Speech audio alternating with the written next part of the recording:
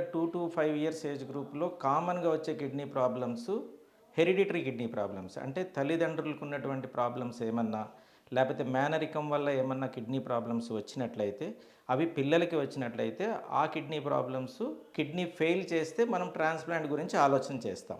Kidney fail అంటే ఏంటంటే పిల్లల్లో 10% కన్నా తక్కువ పనిచేయాలి. 2 కిడ్నీలు కలిపి 10% కన్నా, అంటే 100% పనిచేసేటటువంటి కిడ్నీలు 90% పాడైపోయి 10% ఫంక్షన్ వచ్చినప్పుడు అప్పుడు కిడ్నీ ట్రాన్స్ప్లాంటేషన్ గురించి చూస్తాం.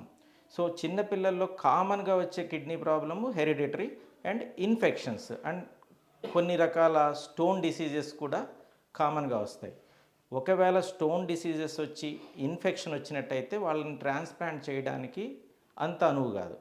అట్లా కాకుండా హెరిడిటరీ డిసీజెస్ అంటే కిడ్నీలో బుడగలు వచ్చినటువంటి ప్రాబ్లమ్స్ ఉన్నా, లేకపోతే కిడ్నీలో యూరిన్ కొన్నిసార్లు వెనక్కి తంతున్నటువంటి ప్రాబ్లమ్స్ ఉన్నా మనం ట్రాన్స్ప్లాంట్కి అయితే వెళ్ళచ్చు. యూజువల్గా ఏం చేస్తామంటే చైల్డ్ అట్లీస్ట్ 10-15 కేజీలు వచ్చిన తర్వాత మాత్రమే మనము ట్రాన్స్ప్లాంట్కి చూస్తాం. సో ఒక 5 సంవత్సరాల పిల్లవాడికి వాళ్ళ మదర్ కిడ్నీని కూడా డైరెక్ట్గా మనం పెట్టగలం.